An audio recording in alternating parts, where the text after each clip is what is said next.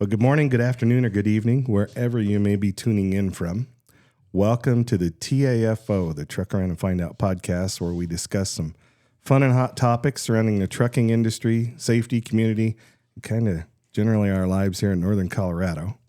We're your hosts. I'm Keith Couch with Rush Truck Centers out of Greeley, Colorado, and I also have Rocky Mountain Peterbilts on YouTube, and we also have Ryan Byers, the owner of Front Range Compliance and DOT University. Good morning, Ryan. Good morning, Keith. How are you? Good. Good. Have a good weekend. I did. Fantastic. It was really nice. Weather was nice.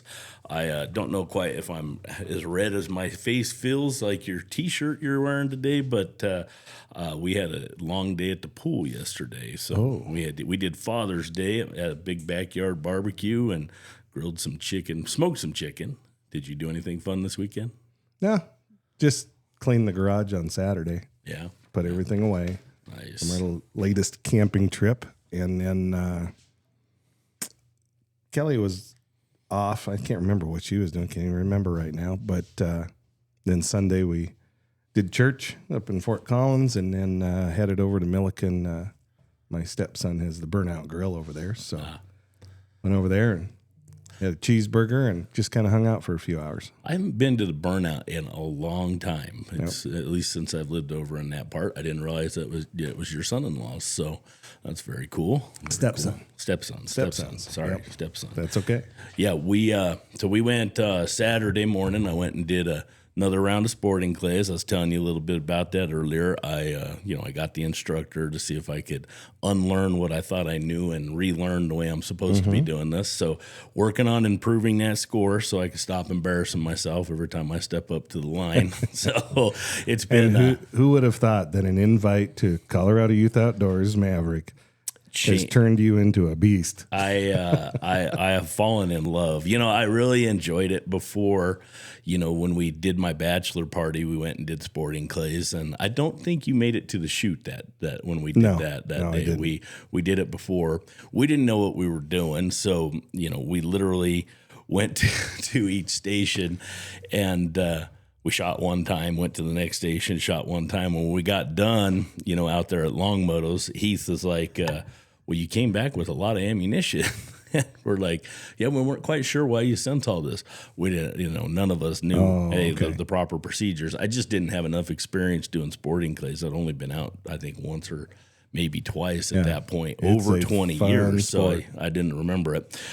So you getting me involved 2 years ago in the Maverick, and then last year, for this last one, sponsoring a team, it's just really kind of I just kind of found a new passion for it, and it's like, well, I want to get this figured out because I should be able. I mean, I can hit targets that are sitting still, with a different type of a firearm, but these ones that are moving, boy, I am really struggling with them. Totally different ball game, and like I said, never had any instruction. I grew up shooting trap, and that was with the little spring throwers you have, or throwing pop cans or beer cans. When you're a redneck kid out in the country, you'll shoot anything anything that you can throw if there. It moves, it gets it. Yeah, dirt clods to you name it.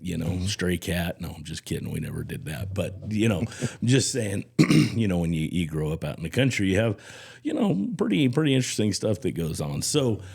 Never really got any instruction, how to do that. And I think I was always taught the lead time. Like you got to, lead ahead, keep your follow through and everything else. So when it comes to sporting clays, well, they're coming at you different angles, and depending on the wind and the weather, and it's even the same thing that's thrown at you 4 different times.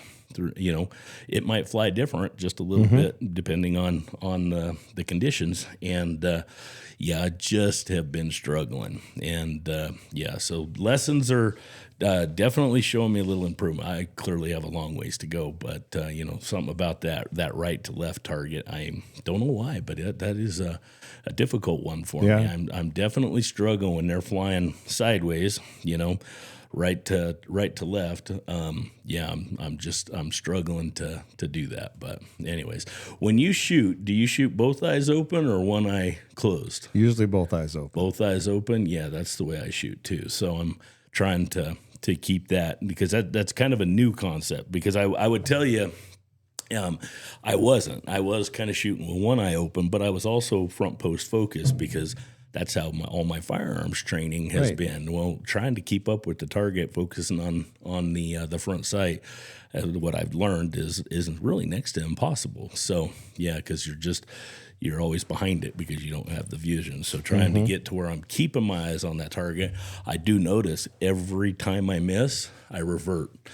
Shooting's just like muscle memory. I mean, when you shoot thousands, and I have shot probably hundreds of thousands of rounds through my lifetime, when you shoot all of those, always front post sight focused. Whenever you pull up, it's just muscle memory. My eyes naturally go to that front post. It's a whole different discipline. It is. And it's been really, really exciting to learn, to try to unlearn and learn a new way. But so super excited about that. Hoping that I can make a showing the next time we all go out. And it's not like, okay, we got to give Ryan a 50% handicap, that kind of thing.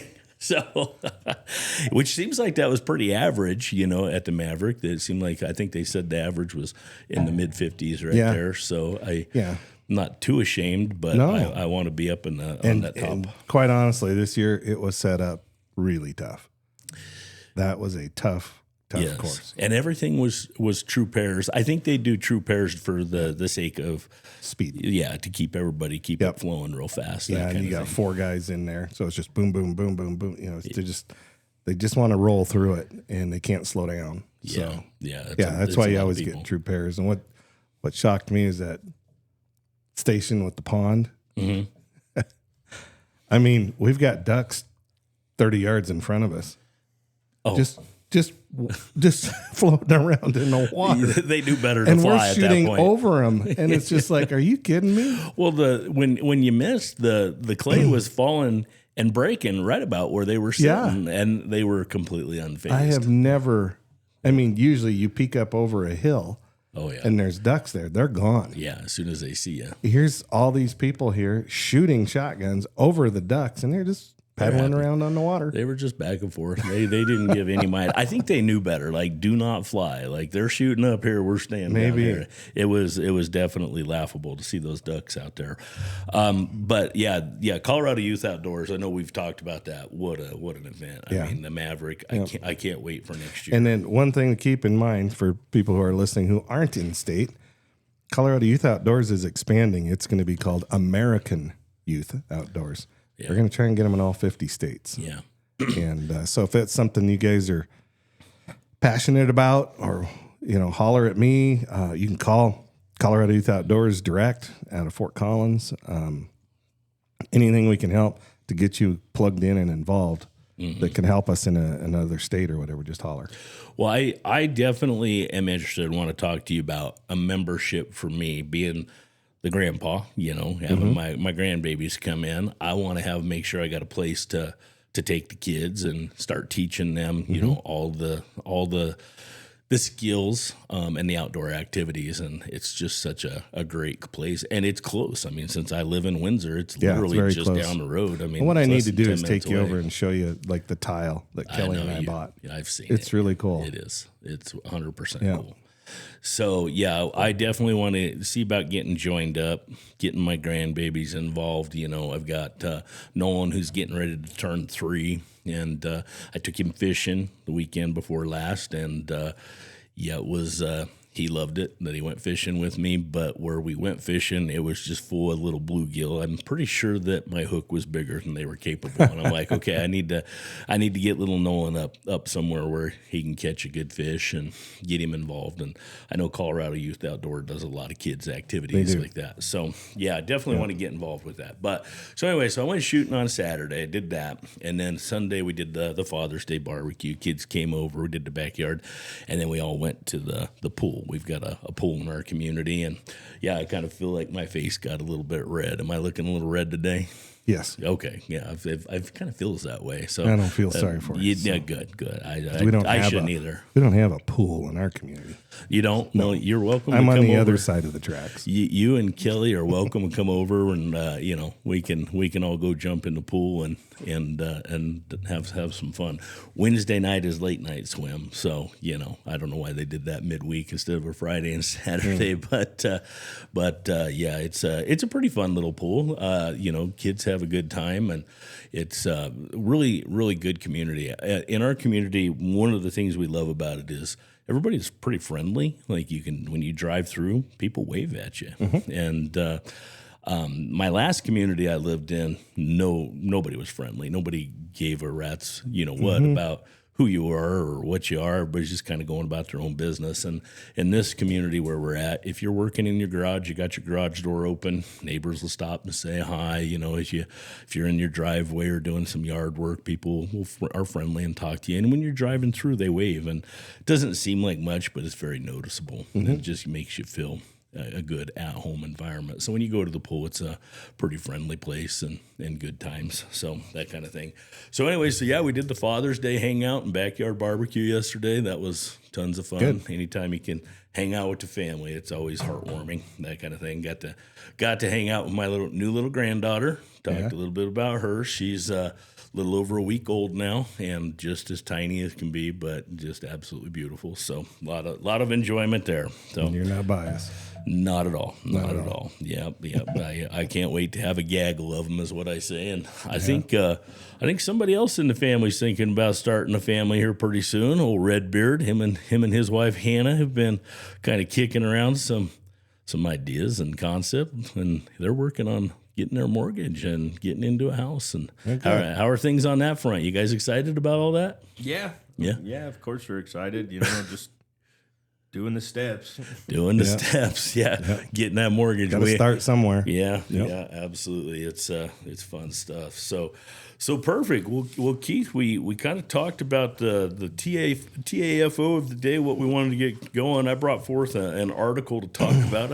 I thought it was kind of interesting, but as you and I kind of talked about it, I think we both think it's kind of a Hail Mary pass that I don't think is going to go anywhere. This is an article that I found in Freight Waves. They listed as one of their top articles of the week, and I think the title alone is kind of why it's one of the type because people, or one of the top articles, because people I think are just really interested in this.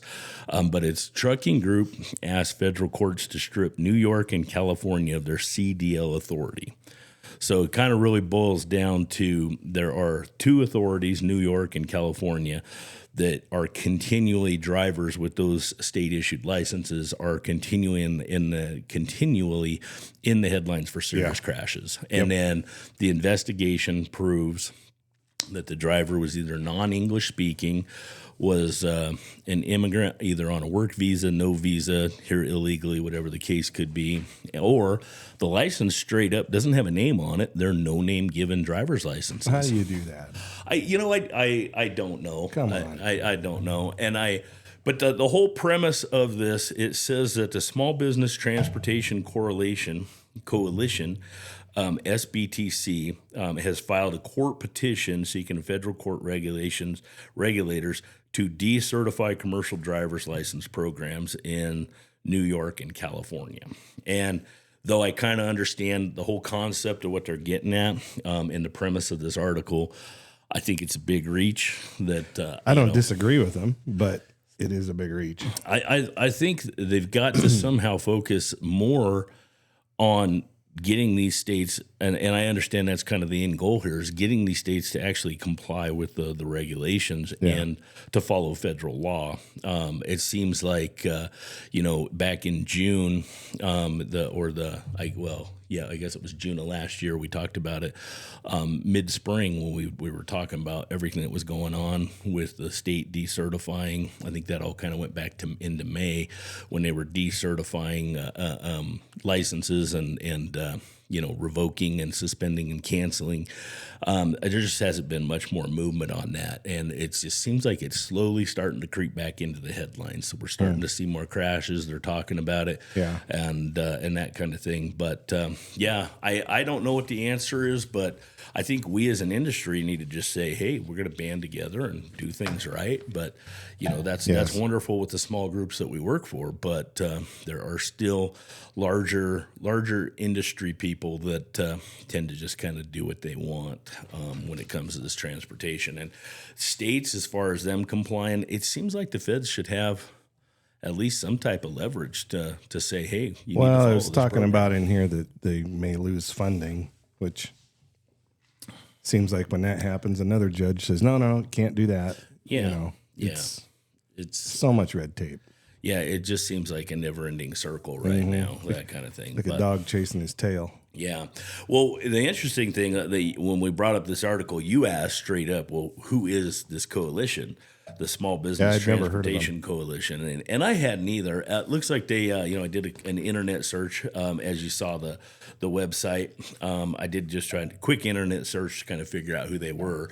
They're not an overly huge group, but they do have some followers and some people out there. But I think it's going to take a group of industry leaders, not just one group. I think a group needs to come together and do that.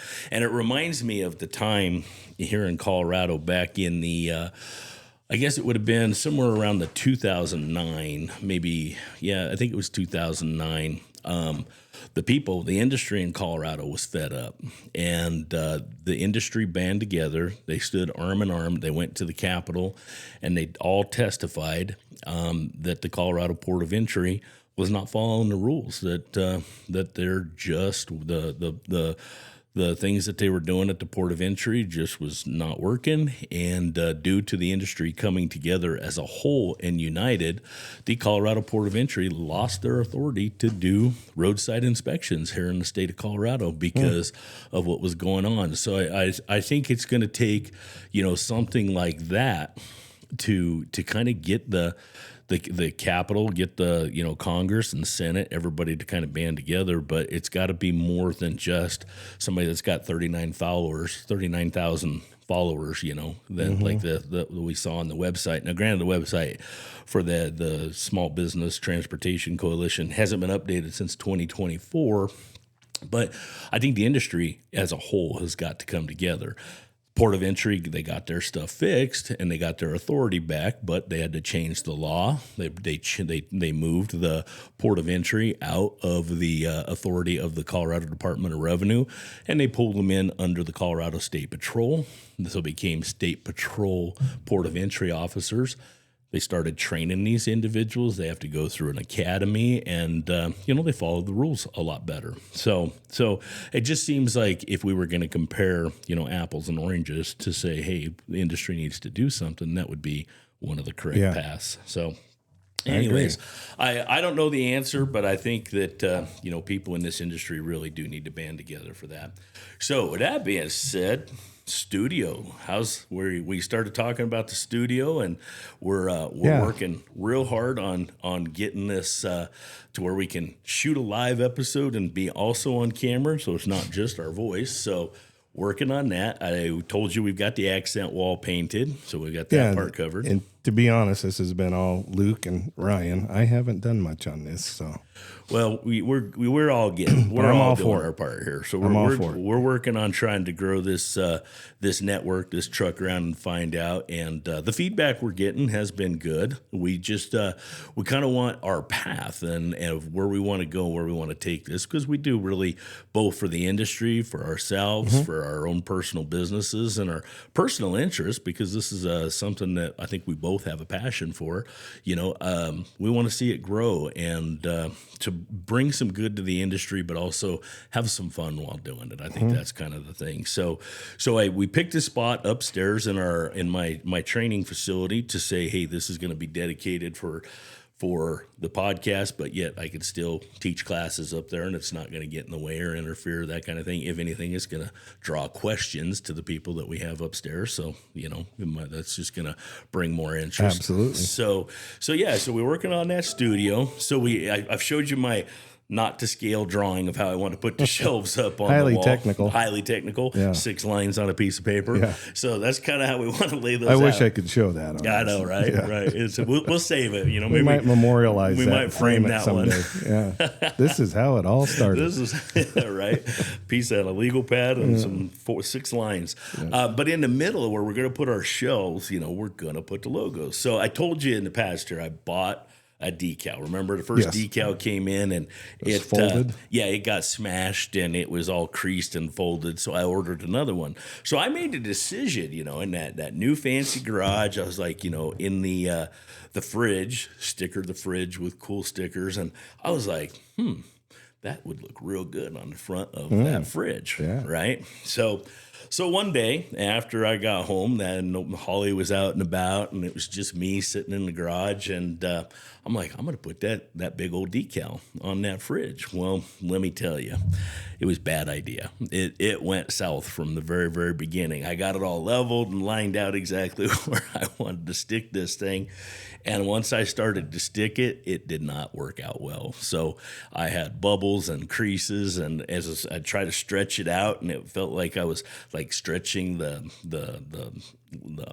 what is the material, the latex and the vinyl. Thank you. That's the word I'm looking for. Trying to stretch it. Did you wet the surface first? No, I didn't. I didn't. That's realize. how you do that. Yeah.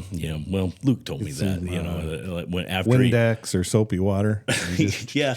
And Luke, then you can adjust it, you can move it.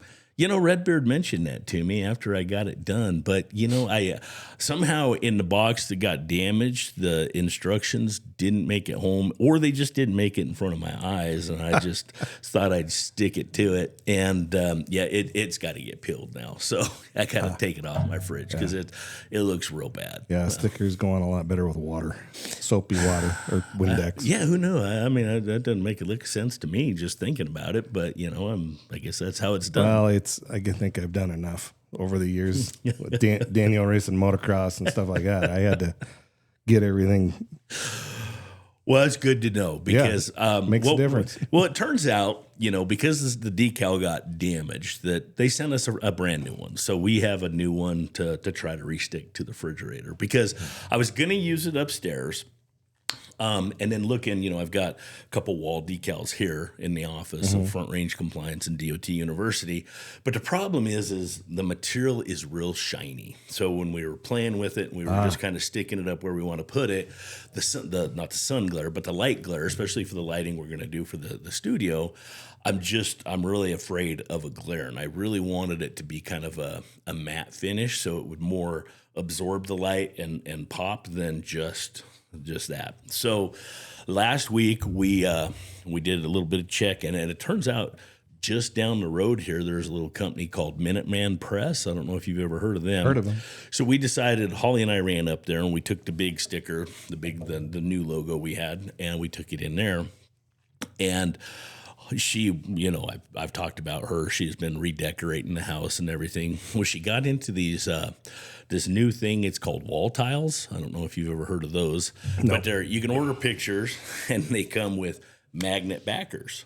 So the reason they're called wall tiles is once you get them set, then you can get different pictures and you can change them out, and you don't have to rehang, you don't have to poke holes in the wall. They just have a magnetic backer and adhesive so you can change out your tiles and do whatever you want.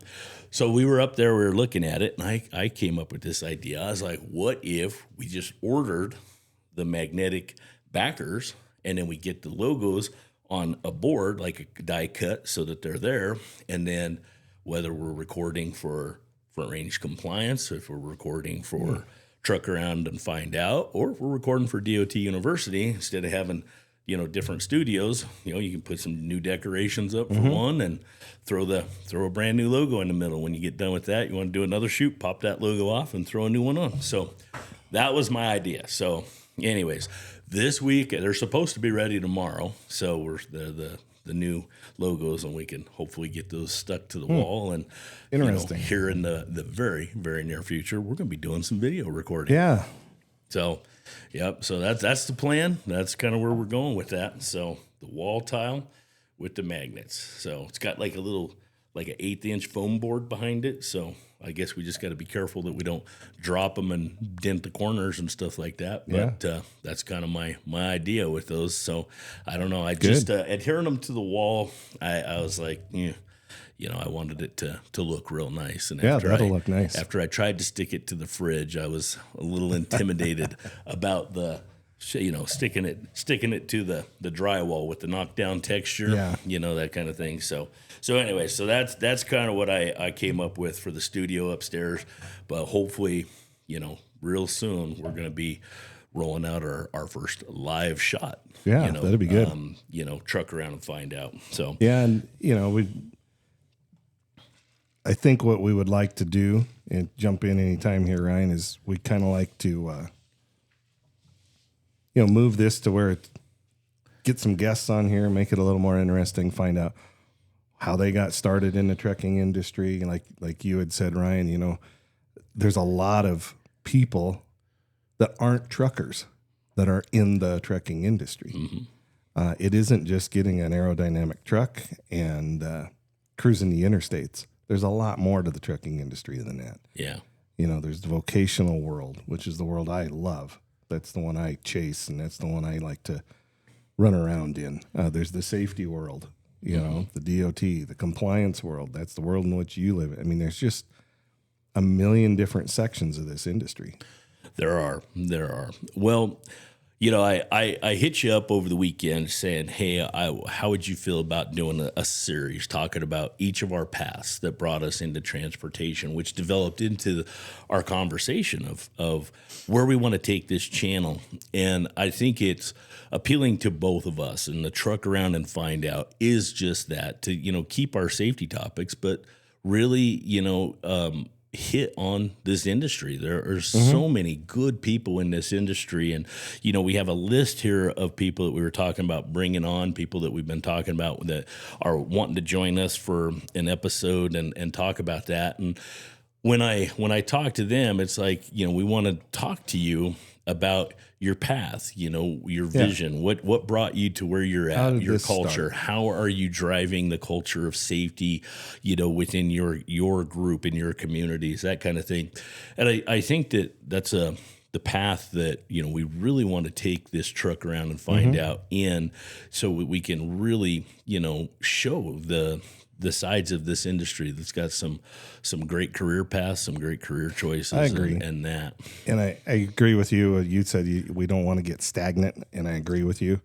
And I think bringing more people in here and hearing their story, I telling both you guys that I subscribe to James Woods, the actor, his newsletter.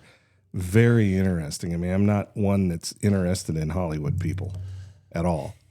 But his story is amazing. It is just really interesting. So I love hearing success stories like that. Yeah. And so we've got a kind of a start on a list of people here that great people. They've been very successful in their own right. And I think it'd be interesting to bring them on. And I think it's something that as a podcast listener, it'd be very interesting to hear how these people started and just kind of their path to where they are at today.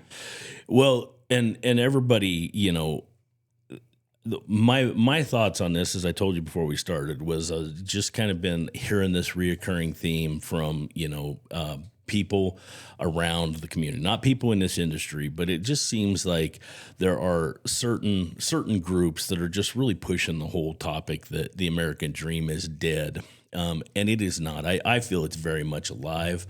I think the American dream is just that. It's getting out, working hard, and building something, following a path, following your dreams, having the freedom to go through and build it. And I just don't think that transportation has been, it just has such a negative look on it through the community, people that aren't in transportation. Yes, we say, hey, if you own it, you're wearing it. If it's part of your life, it's been on a truck to get to you. But people don't really see that, and they just complain about the trucks. And with all the negativity within transportation safety, with the crashes that are happening out there, the things that are going on with the licenses, I think people just kind of stereotypically put a negative look on trucking transportation, and it's such a wonderful community. I think truly some of the most safest people out there on the roadway that I've worked with are truck drivers. They're professionals. They do it good. You just get that one knucklehead that goes blowing through driving like an idiot, and they look at the whole community as bad. And so I think it'd be really cool to, if we want to really drive this brand Truck Around and Find Out, I think that this is a great direction to go with where we want to take the channel, that kind of thing. So yeah, definitely want to be looking for some new people in the industry, some guests, get our live broadcast out there, and kind of get talking about each of these topics, and see if we can showcase some great companies. And here at Front Range Compliance, we got that exciting news. We are working on breaking out, and from Front Range Compliance, we're going to be breaking into the Freight Waves community. We're going to be doing a little bit of an advertising campaign through there to just kind of see if we can kickstart. We really want to get our small businesses back. You know, the great big businesses and stuff. Y'all are fun and huge, and we love working with you. But to be honest with you, I'd rather have 1,000 small companies to one big company that's got 1,000 drivers. So we really want to get, you know, that part of Front Range Compliance. We want to bring back the small businesses, because it just seems like over the last few years, the small businesses are just they're not coming to us nearly as much. We you know, and I think they're struggling right now in this community. So with everything that's going on, so really hoping to reach out. But one of the things that we're going to be doing is we're going to, you know, most likely be on a couple of their podcasts, one if not two, and you know, I'm not going to mention who they are yet until we can get them locked down and for sure. But I have a feeling that once they hear about Truck Around and find out on their side, I know Freight Waves themselves, the folks we've been talking to up there, they're just in love with the whole Truck Around and find out the concept and where we want to take this. So I think as soon as some of their shows find out what we're doing, they're going to definitely be taking an interest. So I want to make sure we get this thing really kicking and focused and that kind of thing. Yeah, and if anybody out there has any ideas for topics, we'd love to hear them. Oh, absolutely. Yeah. Absolutely. So perfect. Well, that's about all I've got for my notes here that I wanted to talk about today. You got anything you want to throw up? Anything coming up? No, not really. No. Peterbilt looks like they're about sold out for fourth quarter. Quarter 3 is still open. So we can still get trucks, but what's happening is, you know, is it's filling from December 31st backwards and then from, you know, August forward. So gotcha. Won't be too long. I don't know if it's true or not, but I heard Freightliner and Western Star completely sold out for the year, booked out. So I'm assuming that's true because we're close. So they usually fill before we do. So that's about all I got going in my world is like, if you need a truck and it happens to be a Peterbilt and you're going to order it from me, we got to get it ordered. Definitely. Can't wait. Got to get it going. Absolutely. Any news on the extensions? You know, some of those, the emissions, the new technology, they were going to give you another year extension. Or? Yeah, it's, this is another thing from the government is they still haven't made a decision on what the warranties have to be on the new emission engines. And I don't know if it's true or not, but there's rumors that the engines aren't ready yet, so that they were going to bump it out a year. But again, nothing official. And it's like, come on, you guys have got to, because trucking companies got a plan. Do I need trucks now? Do I need to buy them this year? Or can I wait 12 months? Because I got plenty of trucks or whatever. So it's just really frustrating. It's a government thing again. Oh, you know, seems EPA. like, you know, the more that we depend on the government, the more we're going to have to wait for everything because they can't seem to make up their mind on anything. Well, I will say this, on DOT University side, we've got some exciting news. We have a company in Fort Collins that has got us building some onboarding driver orientation training that we can put in the LMS site. So we've been out, we've done tons of pictures and trying to build their whole training platform to where they have drivers coming in that they can put through their training. So we're kind of working on like pre-trip and post-trip and some cargo securement stuff, kind of get that on kind of auto repeat so that they can use it through a learning management software system. So Luke put together we went out and we did a couple photo shoots with a couple different of their trucks of all the parts and that, and now we're kind of building that training, and we're going to have that ready by here hopefully in the next couple weeks, and we'll get that video recorded and ready to go for them.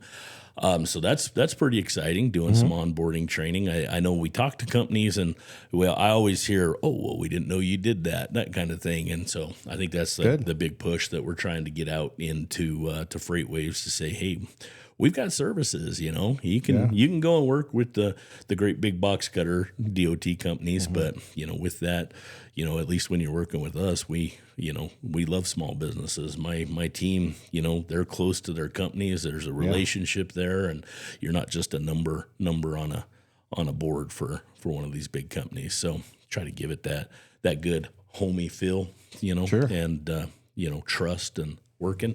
So anyways, that being said, yeah, we've got some exciting stuff coming up. But Good. anyways, well, Keith, thanks for joining us today. And I mean, you join us all the time, but thanks for being here this morning. Most of the time. Yeah. Well, with that, thank you to the industry. We appreciate what you do for, you know, you moving down the highways and what's moving America forward. So we appreciate you.